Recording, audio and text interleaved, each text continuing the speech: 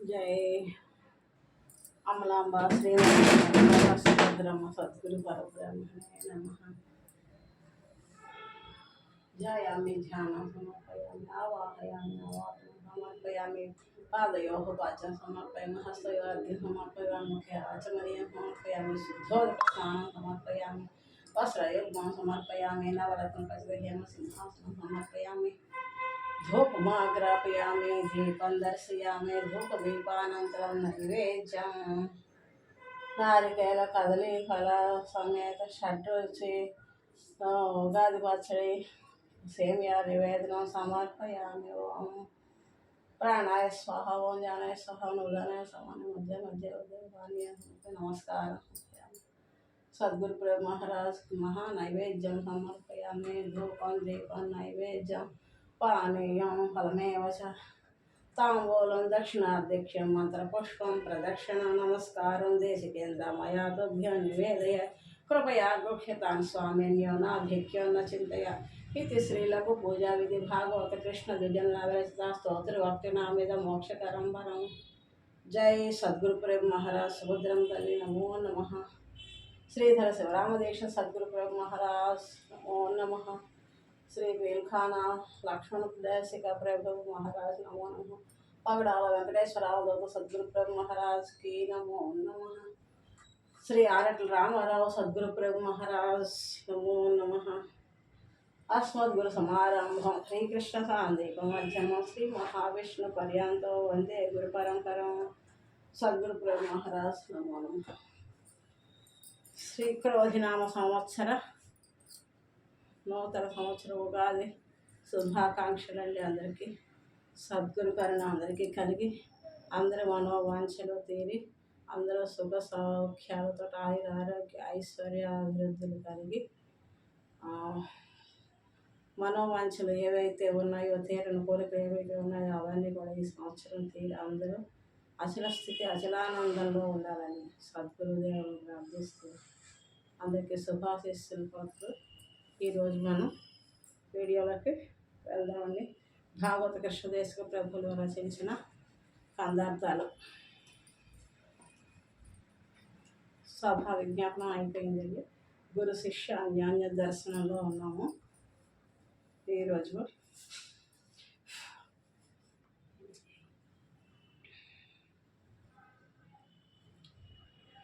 గురు శిష్య అన్యోన్య దర్శనం.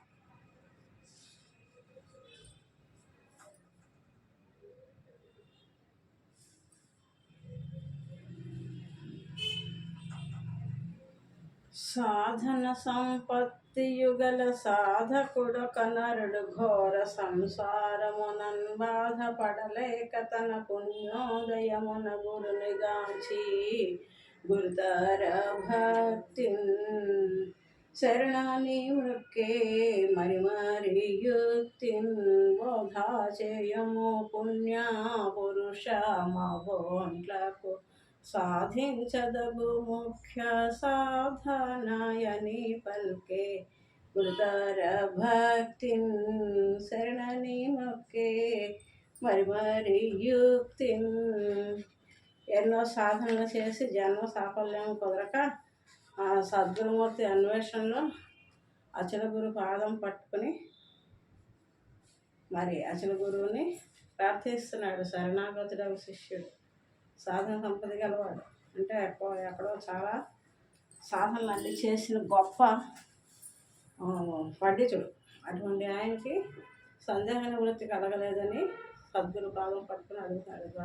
ఎన్నో సాధన చేశాను, ఇంకా ఏమైనా చేయాల్సిన సాధనలు ఉంది నాకు చెప్పండి, నన్ను జన్మరాహిత్యంలో చేయండి, జన్మరణాల కాలచక్రం నుండి నన్ను ఆవల ఒడ్డుకు తీసుకెళ్ళండి గురుదేవా, నన్ను జన్మరహిత స్థితికి తీసుకెళ్ళండి, అందుకు ఏ సాధన కావాలి నా చేత చేయించండి అని అడుగుతున్నాడు. అడిగితే శరణాగతుడకు శిష్యుడి కరుణామృత దృష్టితోడ మోదము పెరుగన పరమదయాలుండు గురుడు భక్త వినుమానను సంశయకుమారు బాధింపు.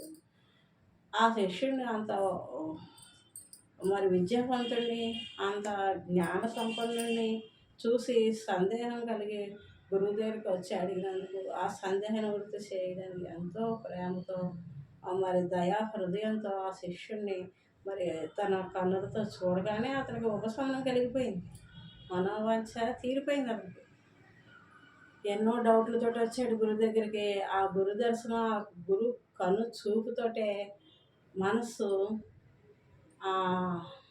తాపం తీరిపోయింది. నన్ను కడతీర్చే సద్గురుమూర్తి వీరే అని ఆనందం కలిగింది ఆ శిష్యుడికి. అలాగా గురువులు కన్ను చూపుతోటే మనకి జ్ఞానాన్ని అందిస్తారు. అది అందుకునే శిష్యులంటే అది అర్థం అవుతుంది.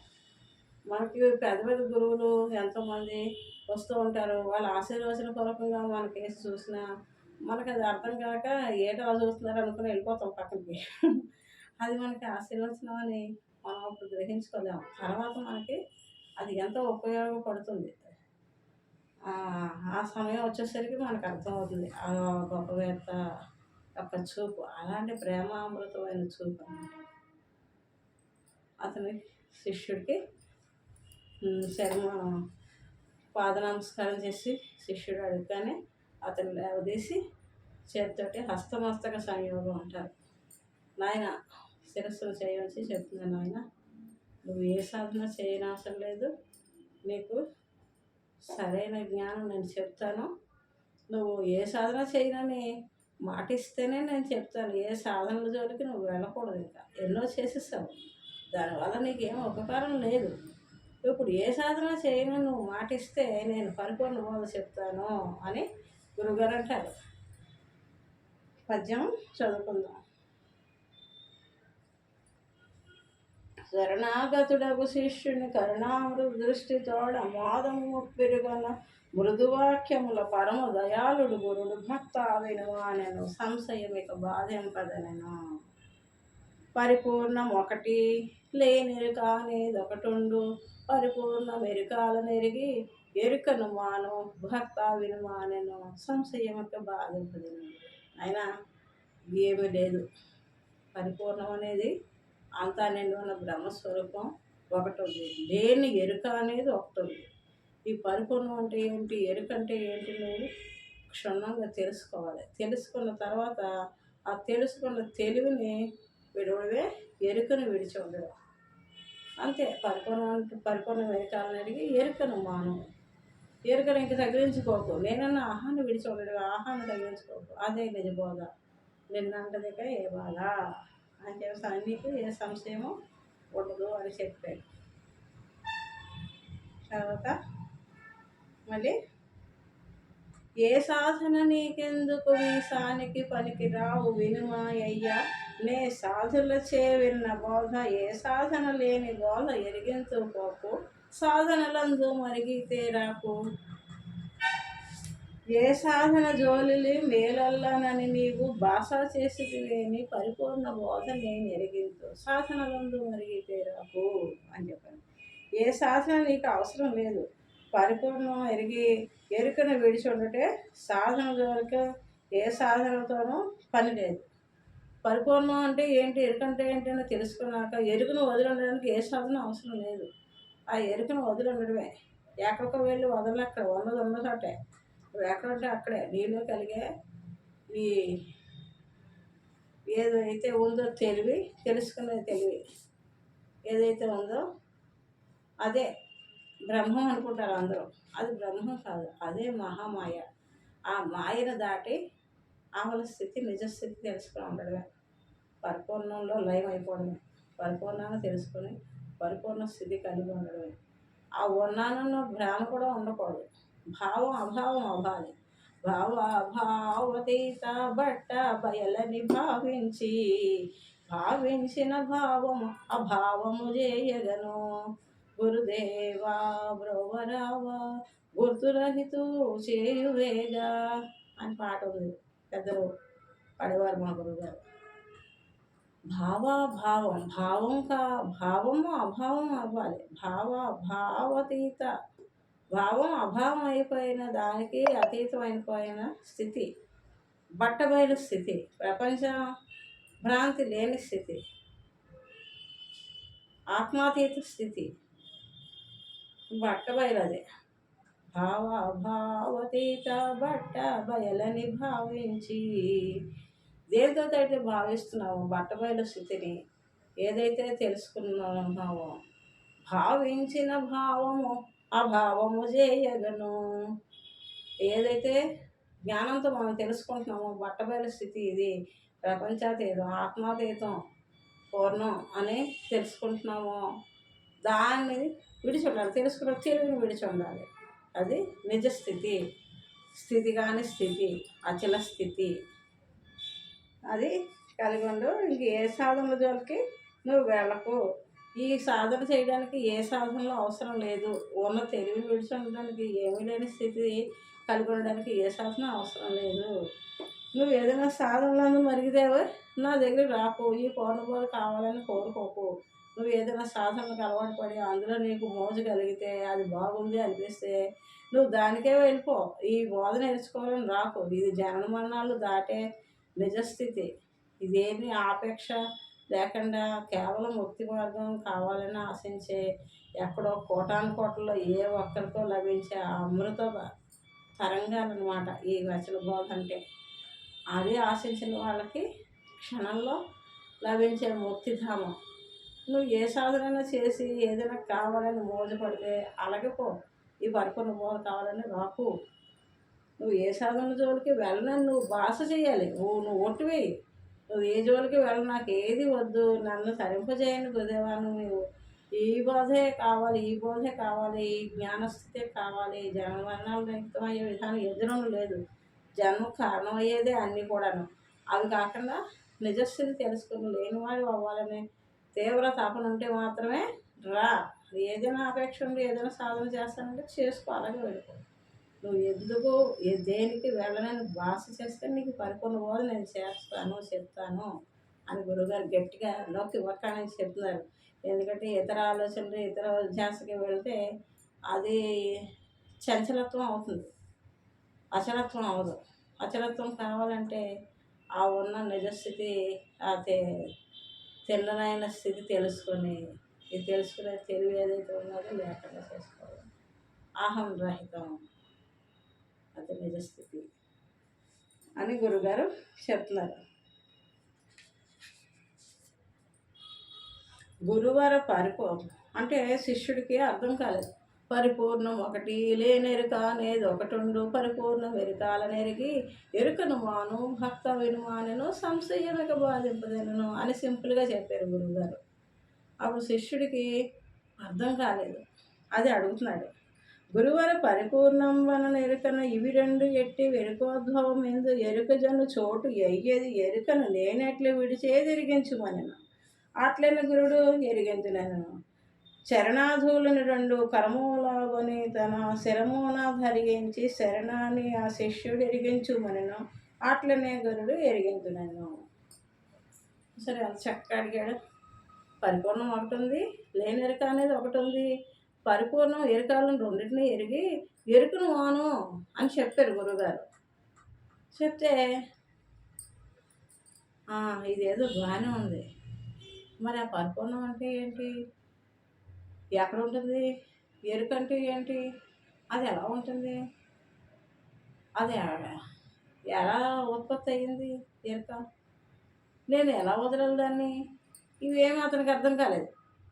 అందుకని అర్థం కాందే అర్థమైందని మొహమాట పడకూడదు. జ్ఞానం విషయంలో ఎటువంటి మొహమాటం పడకూడదు. తెలియకపోతే అడగాలి. 1కి 10 సార్లు అడిగి విషయాన్ని తనకి మనసుకు సరిపోయేదాకా తెలుసుకోవాలి. తన తెలివికి అర్థమయ్యేదాకా తెలుసుకోవాలన్నమాట. అందుకని గురుగారు పరిపూర్ణం అంటే ఏంటి, ఎరుక అంటే ఏంటి, ఈ పరిపూర్ణ ఎరుకలు ఈ ఎలాగా తెలుసుకోబడతాయి, ఆ ఎరుకను ఎలా వదలాలి చెప్పండి అని అడుగుతున్నారు. అప్పుడు గురువుగారు చెప్తున్నారు.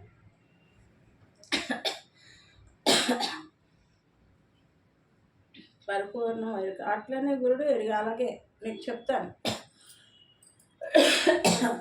నీకు పరిపూర్ణం అంటే ఏంటో ఎరుకంటే ఏంటో వివరంగా అడుగుతున్నావు, చెప్తాను అని గురుగారు హామీ ఇచ్చారు. అప్పుడు శిష్యుడికి ఆనందం పొంగిపోయి శిష్యుడికి అట్లనే గురువు ఎరిగించున్నాను.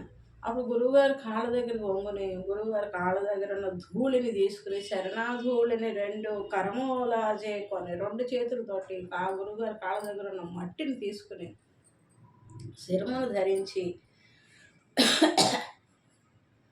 శరణాన్ని ఆ శిష్యుడు ఎరిగించమన్న గురువుగారికి అది నమస్కారం చేసి ఆయన కాళ్ళ దగ్గర ఉన్న మట్టిని తీసుకుని నెత్తిని రాసుకుని మీరు తప్ప ఇటువంటి జ్ఞానాన్ని తెలియజేసే గురువులు ప్రపంచంలోనే ఎక్కడా లేరు, కాబట్టి నాకు ఈ విషయాలన్నీ క్షుణ్ణంగా చెప్పి నన్ను తరింపజేయండి గురుదేవా అని అది నమస్కారం చేసి ఎంతో శ్రద్ధతో నిలబడి ఉన్నాడు గురువు దగ్గర. అలాగే చెప్తానయ్యా అని గురువుగారు అన్నారు. అట్లే నెరిగించున్నాను. మొదలచలంబు నెరిగించదా సరే నువ్వు అడిగావు, నేను చెప్తాను. మొదలచలంబు నెరిగించదా విదితముగా లేని ఎరుక వివరింతు పైన తుదకెరుకను విడిపించదా మదిలో నా మాట నమ్మి మరి వింటివేని చంచల బుద్ధి మానుంటేవేని పలుగురు నిన్ను చూసి బలి శభాసి త్రోవాకు ఎదురు లేదని అనేటట్ల ఇదిగో నే చేసేదా మరి వింటివేని చంచల బుద్ధి మానుంటివేని. సరే మొదలు అచలంబు నెరిగించదా విదితముగా లేని ఎరుక వివరింతు పైన తొదక ఎరుకను విడిపించదా మదిలో నా మాట నమ్మి మరి వింటివేని చంచల బుద్ధి మానుంటివేని పలుగురు నేను చూసి బలి శభాసి త్రోవాకు ఎదురు లేదని విధముగా ఇదిగో నే చేసేదా మరి వింటివేని చంచల బుద్ధి మానుంటివేని అన్నాడు. చెప్తాను నీకు మొట్టమొదటి అచలం అంటే ఏంటో చెప్తాను, తర్వాత ఎరుకంటే ఏమిటో చెప్తాను, ఎరుకను ఎలా విడవాలో చెప్తాను. మదిలో త్రికరణ శుద్ధిగా నువ్వు నా బోధయందు శ్రద్ధ పెట్టి వింటే విన్నదై ఆచరించాలి, విన్నదాన్ని దర్శించాలి, దర్శించిన దాన్ని ఆచరించి మననం చేసుకోవాలి, మరి ఆచరణలో ఉండాలి. అలా గనక నువ్వు నడుచుకుంటే నీకు ఈ బోధ నేను ఆశాంతం చెప్తాను అని చంచల బుద్ధి మానంటునేని అని చెప్పి బోధ. నువ్వు మళ్ళీ ఒక అడుగు ఇటు ఇంకొక అడుగు అటు పోయకూడదు, చంచలత్వం ఉండకూడదు, స్థిరంగా ఉండాలి నీ మనసు. అప్పుడు నేను చెప్పేది నీకు అర్థం అవుతుంది. నువ్వు అటు ఇటు వెళ్ళావంటే నీకు బోధ అర్థం కాదు. చంచల బుద్ధి మానంటివేని బోధ ఎందు నమ్మకం ఉంచి నీవు వింటివేని నీకు మొట్టమొదటిగా పరిపూర్ణం గురించి ఎరిగించదును, తర్వాత లేని ఎరుక గురించి చెప్పేదను, ఆ పైన ఎరుకను విడిచే విధానం గురించి చెప్తాను. అంతేకాదు నీవు చంచలత్వం మాని నమ్మిక కలిగి ఉన్నచో 10 మంది నిన్ను చూసి నీవు చెప్పుకునే బోధ చాలా మంచిది, దీనికి సమానమైనది మించినది మరేది లేదు, శభాష్ అని నిన్ను మెచ్చుకునే విధంగా నేను తయారు చేస్తాను నిన్ను అని చెప్తున్నారు గురువుగారు. శిష్యుడికి మొట్టమొదటి సర్వత్రా నిండి ఉన్న పరిపూర్ణ పరబ్రహ్మాన్ని అంతా నిండి ఉన్నది, ములుగుచ్చ సందు లేకుండా అంతా కలిగి ఉన్నది. ఆ తర్వాత చెప్తానన్నాడు, తర్వాత ఎరుక గురించి చెప్తానన్నారు, లేని ఎరుకను విడిపించే విధానం ఎలాగో చెప్తాను. పరిపూర్ణను ఎరుకను ఎరుక చేతే పరిపూర్ణాన్ని ఎరుకని ఎరుక చేతే తెలుసుకోవాలి. తెలుసుకున్న తర్వాత అట్లు గుర్తించిన గుర్తే ఎరుక, ఆ ఎరుకను విడిచి పెట్టడమే పూర్ణస్థితి అని చెప్తారు. చంచల బుద్ధి మానంటులేని అన్నారు. గురువుకి శాస్త్రమునందు అచంచలమైన విశ్వాసం నమ్మిక కలిగి ఉండమని అన్నారు. గురువు కన్నా అధికమైన తత్వం జ్ఞానస్వరూపము కనుక గురువు కన్నా మించిన దైవం లేదన్నారు. గురువు అంటే అఖండ జ్ఞానస్వరూపం, ఆ జ్ఞానానికి మించినది ఇంకొకటి లేదని అన్నారు. గురువు కన్నా మించిన దైవం లేదన్నారు. ఇప్పుడు దైవాన్ని ఇంకోటైనా తెలుసుకోవాలంటే నీలో ఉన్న తెలివే ఎరికే. నువ్వు ఉన్నంతసేపు అది ఉంటుంది, అది ఉన్నంతసేపు నువ్వు ఉంటావు. మరి నువ్వు ఎప్పుడు జన్మకి కడతేరుతావు, ఎప్పుడు పుష్ట పెడతావు? ఈ దేవి దేవతలు కొలవద్దని కాదు, అందరినీ కొలవాలి. కానీ జన్మరహితం అవ్వాలంటే నువ్వు పూజించే దేవుడు వేరు, నువ్వు వేరుగా ఉండకూడదు. నువ్వు ఏదైతే ఆరాధిస్తున్నావో ఆ స్వరూపం నీవే. నీచే సృష్టించబడింది జగత్ అంతా. జాగ్రత్త స్వప్న సుషుప్తాలు ఉన్నాయి కదా. జాగృతిలో అన్ని వ్యవహారాలు చేస్తున్నాం, స్వప్నంలో ఆనందంగా వ్యవహరిస్తున్నాం, సుషుప్తిలో గాఢ నిద్రలో అన్నీ విడిచేస్తున్నాం. అప్పుడు నువ్వు లేవు. సుషుప్తిలో నువ్వు జ్ఞానం ఉందా? నీకు లేదు. ఎలా ఉన్నావంటే ఏమో. మళ్ళీ మెలకులోకి వచ్చాక ఎక్కడికి వెళ్ళిపోయావు అంటే మనకేం తెలీదు. గాఢ సుషుప్తి, అజ్ఞానం ఏముండదు అక్కడ. మరి ఇవన్నీ కూడా ఎప్పుడు తెలుస్తున్నాయి నీకు? ఆ స్థితిలో నీకేం తెలియట్లేదు, ఆ సుషుప్త అవస్థలో. మళ్ళీ వెలుగులోకి వచ్చాక నువ్వు జీవుడని, నువ్వు ఆరాధించే దేవుడని, నీ ముందున్నదంతా జగత్తని నీకు తోచబడుతుంది. మరి గాఢ సుషుప్తిలో నీవు లేని స్థితి నిజస్థితి అదే, నేను రహితమైన స్థితి. అక్కడ ఏ వ్యవహారం చెయ్యం, నేను అన్నది ఉండదు అక్కడ.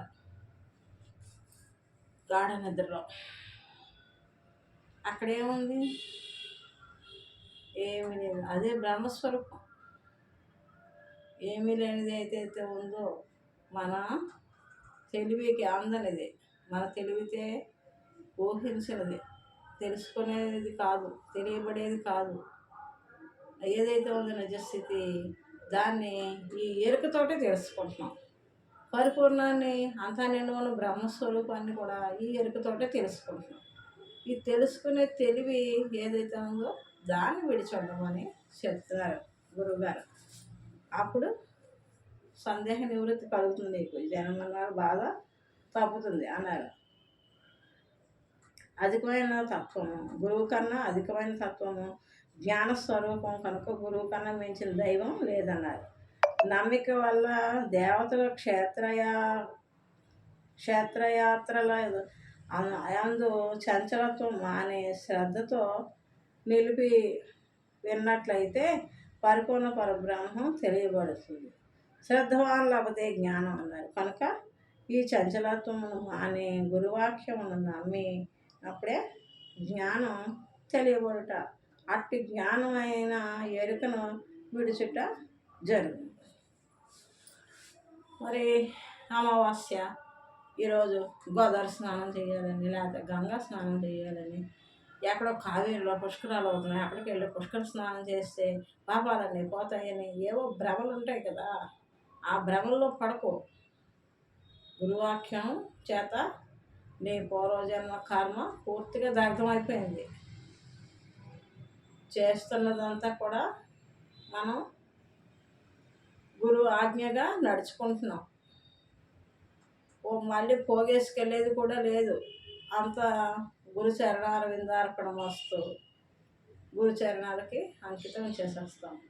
ఈ పరిపూర్ణ బోధలోకి వచ్చాక మనం ఎరుకల గురువు కాళ్ళ దగ్గర దానికోసేస్తాం. అంటే తను మన ధన ప్రాణాలు గురువుకి సవినయంగా అర్పించుకుంటాం గురుదక్షిణ. అప్పుడు తను మన ధన ప్రాణాలు ఇచ్చేస్తే ఇంకేముంది నీలో? లేదు, నువ్వు లేని వాడు అయ్యావు. మళ్ళీ నువ్వు వ్యవహారం నడుపుతున్నావు అంటే గురువు ఇచ్చిన భిక్ష. నీ ప్రాణాలు నాకెందుకురా, నీ ధనం ఆస్తి నాకెందుకు, ఇవన్నీ నీవే, నీకే ఇస్తున్నాను, దీన్ని నావిగా వాడుకో, నీవన్నీ నువ్వు చెలరైపోకు, నీకు అన్నీ కూడా నేను గురువు భిక్షగా ఇచ్చాను, నువ్వన్నీ కూడా నావిగా వాడు అంటే మనం ఎవరికైనా ఎరువు ఒక ఫంక్షన్కి వెళ్తున్నారు, ఒక షర్టు నీకు మంచిది లేదు, ఒక ఫ్రెండ్ దగ్గర ఒక షర్ట్ తీసుకుని వేసుకుని వెళ్తావు. ఆ ఫంక్షన్ అయ్యాక మళ్ళీ వచ్చి నీ ఫ్రెండ్ షర్ట్ నీకు ఇచ్చేసి క్లీన్ చేసి ఇచ్చేస్తావు. ఆ ఫంక్షన్కి వెళ్ళి నువ్వు ఫ్రెండ్ షర్ట్ వేసుకున్నప్పుడు ఎంత జాగ్రత్తగా ఉంటావు. అది నీ సొంత షర్ట్ అయితే ఎక్కడ పడితే అక్కడే జాలు పడిపోతూ ఉంటాం, ఎలా పడితే అలాగే ఏదైనా చేతికి అంటే ఎలా తుడిచేసుకోవడం అలా చేస్తాం. అది ఫ్రెండ్ షర్ట్ అయితే బాబు దీనికి మార్క్ అనుకోకూడదు, దీనికి జిడ్డు అనుకోకూడదు, మా ఫ్రెండ్ కోపడతాడు అని చాలా జాగ్రత్తగా, అది ఎంత వాల్యుబుల్ షర్టు, అది అతనికి అలాగ అందంగా తిరిగి ఇవ్వాలి అని ఒక విద్యుత్తోటి మనం చేస్తాం కదా, ఎంతసేపు వాడుకున్నా అది నాది కాదు ఫ్రెండ్ది అని మైండ్లో ఉంటుంది నీకు. మళ్ళీ ఇంటికి రాగానే ఆ ఫంక్షన్ అయిపోయాక నీకు నలుగురిలో గౌరవం కావాలని నీ చొక్కా బాగోలేదని ఫ్రెండ్ చొక్కా వేసుకెళ్ళాం. మళ్ళీ ఇంటికి వచ్చాక నీ ఫ్రెండ్ది నీకు ఇచ్చారు, ఫ్రెండ్కి ఇచ్చేస్తాం. అలాగే గురువు మళ్ళీ మనకి ఈ ఎరుకని ఇచ్చారు. గురువుకి అంకితం అయిపోయాం, గురువులో కలిసిపోయాం. మన ధన ప్రాణాలు వినయముగా గురువుకి అంకితం చేసుకున్న శిష్యుడు ఉత్తముడు ఇంక లేడు, లేనివాడే. వాడికి జ్ఞానం ఉందని ఉండకపోయి అహం రహితం అయిపోయింది వాడికి, గురువుకి అంకితం అయిపోయింది. మళ్ళీ గురువు తిరిగి ప్రాణం ఇస్తున్నాడు. నువ్వు నాదిగా వ్యవహారం చేయాలి అంటాడు. చూసే చూపు మంచిది అవ్వాలి, వాడే నోరు మంచిగా ఉపయోగించాలి. చెడు చూడకు, చెడు మాట్లాడకు, మంచి వాక్యాలే పలుకు, మంచి చూపే చూడు. మనకు చూపు అంటే ఏముంది, భౌతిక ప్రపంచం కాదు. తత్వజ్ఞానం తెలుసుకున్న వాళ్ళు తాత్వికులు ఆ తత్వాన్ని దర్శిస్తారు. ఆ చూపు కావాలి, జ్ఞాన చూపు, ఎరుకలేని చూపు. నీవు లేని నిజస్థితి ఏదైతే ఉందో అదే, ఆ స్థితిలో ఉండాలి. వాక్కు అదే వాక్యాలు పలకాలి. మరి భౌతిక శరీరం గురు సేవకే అంకితం అవ్వాలి. ఏ వ్యవహారాలు చేసినా గురుదేవ నీ సేవే అని గురుభావం కలిగి చెయ్యాలి. నేను మా మనవరాలను ఎత్తుకుని ఆడిస్తూ ఉంటాను, అయినా అది గురుసేవగానే భావిస్తాను. నా గురువు గారే వేళల్లో ఉన్నారని భావిస్తాను. మరి పరిపూర్ణ పరబ్రహ్మ అంతా నిండి ఉంది కదా, పిపీలు కాదు, బ్రహ్మ పర్యంతం అంతా నిండి ఉంది బ్రహ్మస్వరూపం. ఆ పసిపిల్లలోనూ ఆ బ్రహ్మాన్ని దర్శించాలి, పెద్దల్లోనూ అదే దర్శించాలి. మన ఇంటికి వచ్చిన కుక్కలో కూడా బ్రహ్మాన్ని దర్శించాలి. ఎవరిని తిరస్కరించకూడదు, నిందించకూడదు. అందరిలో ఉన్నది నీవే, నీ నిజస్వరూపమే అంతా ఉంది. ఎవరినైనా పరుషవాక్యాలు పలికి నిందిస్తే వాళ్ళు బాధపడితే అది నీకే, నిన్ను నువ్వు తిట్టుకున్నట్టే. అందులోనూ నీవే ఉన్నావు, నీ భార్యలోను, తల్లిలోను, పిల్లలోను, కుక్కలోను, నక్కలోను, ఎల్లలోను, పిల్లలోను, అంతా కొండలోను, బండలోను, రాయిలోను అన్నీ నీ స్వరూపమే, అంతా నువ్వే నిండు ఉన్నావు. ఆ స్థితి తెలుసుకుని, ఆ ఈశ్వరతత్వం తెలుసుకుని, ఆ జీవశివ ఐక్యమైన విధానం తెలుసుకుని, ఈశ్వరుడే గురువు. ఆ రెండు గురువులో ఐక్యం అయిపోయాడు శిష్యుడు. జీవాత్మ పరమాత్మ ఏకమైపోయి రెండు లేని స్థితి, అహం రహితమైన స్థితిలో ఉండి సకల వ్యవహారాలు చెయ్యి. నీవి కాదు, గురుసేవగా చెయ్యి. చేసి దాని ఫలితాన్ని గురువుకే అర్పణ చేసేస్తాం. కర్మఫలితం అయిపోయింది నీకు. మనం ఏ కార్యం చేసినా కర్మఫలము ఉంటుంది. ఆ కర్మఫలం గురుపాదాల మీద అర్పణ వస్తుంది, ఇచ్చేస్తాడు. కాబట్టి మన పెద్దలు కృష్ణార్పణ వస్తు అనేవారు. అంటే మనం ఏం చేసినా మనకు ఉంచుకోకూడదు కర్మఫలం, భగవంతుడికి అర్పణ చేసేస్తే మనం కర్మరహితం అవుతాం. కర్మరహితం అయితే జన్మరహితం అవుతుంది. కర్మ ఉంటే జన్మకు వస్తాం. కర్మ చేసింది అంకితం చేసేస్తే గురువుకి మనం లేని వాళ్ళం అయిపోవాలి. అలాగా ద్వాదశి మంత్రంతో రహితం అయిపోతుంది, షోడశి పూర్తిగా రద్దు అయిపోతుంది. అంతా ద్వాదశితో అంతా నిండు ఉన్న బ్రహ్మస్వరూప దర్శనం అయితే షోడశితో నువ్వులో ఉన్న అహం పూర్తిగా అడిగారిపోతుంది. అప్పుడు ఉన్నది పరబ్రహ్మం తప్ప ఇంకేది లేదు, ఎరుక లేదు. ఎరుక ఏ మాత్రం కలిగినా అది మళ్ళీ జన్మకు కారణం అవుతుంది. జై సద్గురు మహారాజుకి జై. చంచల బుద్ధి మాని నేను చెప్పేది శాశాంతనం శ్రద్ధగా వింటే శ్రద్ధవాన్ లేకపోతే జ్ఞానం, శ్రద్ధ గలవాడికే జ్ఞానం లభిస్తుంది అని తెలియబడుతుంది. తెలియబడుట అట్టి జ్ఞానమైన ఎరుకను విడిచుట అవుతుంది. అది తెలుసుకుంటే జ్ఞానం తెలుసుకుంటే ఎరుకను విడిచే విధానం తెలుస్తుంది. శ్రీ శివరామ దీక్షితుల వారు తన బృహద్వాసిష్ట సిద్ధాంతం నమ్మిన మూలం లేని గుర్తెరిగే శరీరం రాజమార్గము లేదు. మూలం లేని గుర్తెరిగే శరీరం లేని రాజమార్గము లేదు. మూలం లేని గుర్తెరిగే శరీరం నిలిపి చెప్పిన మునుపటి గాడిద వలె వాలకము పోదు. మూలం లేని గుర్తెరిగే శరీరం లేక చెప్తే ఇది రాజమార్గం. ఆహారం రహితమైన వాళ్ళకి ఇది రాజమార్గం. ఆహారం నిలుపుకున్న వాళ్ళు అయితే మునుపటి వల్ల గాడిద జన్మే, గాడిద వలె వాలకం పోదు.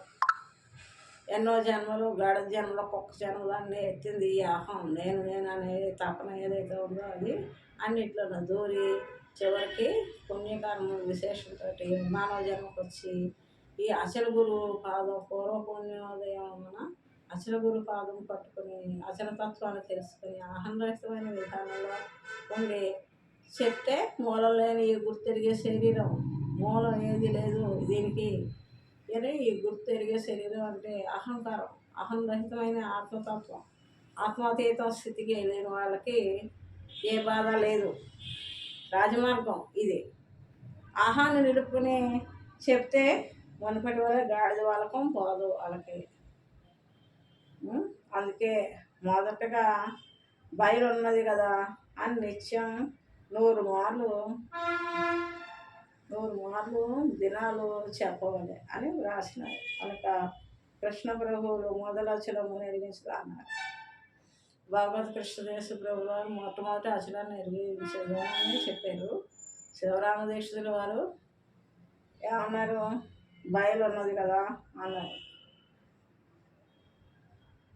మొదటగా బయలు ఉన్నది కదా, అంతా నిండు ఉన్న బ్రహ్మస్వరూపం ఉంది కదా, అది శివరామదీక్షితులు గారు చెప్పారు. పదుగురు నేను చూసి బలి శాభాషి త్రామకు ఎదురు లేదని విధముగా ఇదిగో నే చేసేదా అని అన్నారు. ఈ వాక్యం చాలా గొప్పది. మనం నడిచే బాట మంచి బాట అయితే అందరూ శభాష్ అంటారు. మనం దొడ్డిదారులు తొక్కితే ఓసారిలా చిందులు వేస్తూ ఉంటే అది చూసే వాళ్ళకి అంత బాగుంది. కొంతమంది మెచ్చుతారు, అది ఇష్టపడిన వాళ్ళు. కొంతమందికి మెచ్చబుద్ధి కాదు. చిందులేస్తున్నాడు, గంజులేస్తున్నాడు, ఇదేం దేవుడు అనేసి తిట్టుకుంటారు. చిందులేసేది, పూనకాలు చేసేది దేవుడు కాదు, అదో వికార చేష్టలు అంతే. నిజమైన దేవుడు ఏది అనడు, కదలడు, కదిలించడు, అనడు, అనిపించడు, ఏది చేయడు. అంతా నిండి ఉంటాడు, అంతా తానే అయి ఉంటాడు, అన్నీ తానులోనే ఉన్నాయి. కానీ తను దేన్ని తగిలించుకోడు, దేనికి స్పందించడు నిజమైన దేవుడు. మరి అన్ని వికారాలు చేసేది ఎరికే. ఆ ఎరుక లక్షణాలు మంచివి కాదు. పరిపూర్ణ లక్షణం తెలుసుకుని పూర్ణస్థితి కలిగి ఉండాలి. అలా కాకుండా మంది అనే సంఖ్యావాచకమే ఆయన చూడవచ్చు. సృష్టి ఆదిలో మనం ఈ సృష్టికి మూలం ఏది అని తర్కించుట, విచారించుట.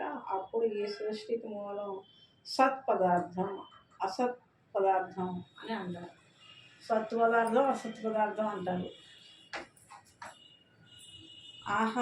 ఆహారాత్రము, అమృతము అని అన్నారు. అమృతం, మృతము, జలము, అగ్ని సమ్మేళము, మృతామృతము, దైవము, ఇట్లు 10 వాదములు చెప్పినారు. దీనికే దశవాదములు అని పేరు. ఈ వాదముల నుండియే షడ్దర్శనములు వచ్చినవి. షడ్దర్శనములు వలన షణ్మతములు పుట్టినవి. కనుక ఈ 10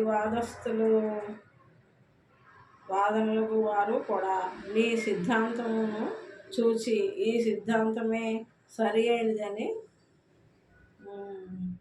10 సిద్ధాంతములు నీ సిద్ధాంతమునందు తీసికట్టే అని 10 నిన్ను చూసి మెచ్చుకునేలాగా తయారు చేస్తుందని గురువు గారు అన్నట్లుగా తెలుసుకునేవాళ్ళను.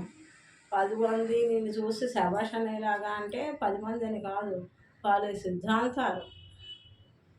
వాటిల్లో కూడా గొప్పది ఇది, ఈ సిద్ధాంతము అని అనేలాగా నేను తయారు చేస్తాను అని అంటున్నారు అని అర్థం చేసుకోవాలని అన్నారు. బలి శాభాషి త్రోవకు ఎదురు లేదు అనే విధముగా ఈ మార్గం ఎదురు లేదు అని అర్థము. మార్గం అనగా నువ్వు వెళ్ళే దారి అని అర్థం. కనుక ఈ బోధకు తెలుసుకున్నంత మాత్రము చేత కాదు, ఆ బోధలో ఉండవలసిన విధముగా నడుచు వారికి వివరించు వారికి అని విశేష భావం. బాగు తెలుసుకున్నంత మాత్రం గొప్పవాడు అయిపోయాడు. ఆ స్థితి కలిగి ఉండాలి. ఆ నడక నువ్వు నడవాలి. అప్పుడే నువ్వు గొప్పవాడి అని 10 మంది అంటారు. మీరంత వారు గనక చేరితి మీ పాద సేవ సిద్ధించుటకే ఏరింత వారు జగమున లేరని నా మదికి దోచ లెస్సాగా వినుడి. ఆజ్ఞను మీరాలేదు కనుగొనడి. ఏ రీతి వినమంటే ఆ రీతి వినియేదా మీరానతి ఇవ్వండి. తోరాము ఈ బోధ లెస్సాగా వినుడి.